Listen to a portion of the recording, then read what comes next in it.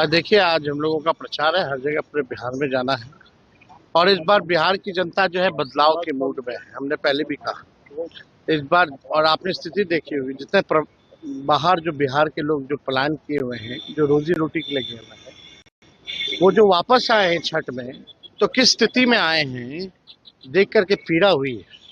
यही रेल मंत्री जी ने घोषणा की थी कि 12,000 स्पेशल ट्रेन चलाएंगे, लेकिन किस प्रकार से जो है वो हमारे भाई बहने लोग जो है ठूस ठूस करके ट्रेन में जो आ रहे हैं, कहाँ गया इनका स्पेशल ट्रेन।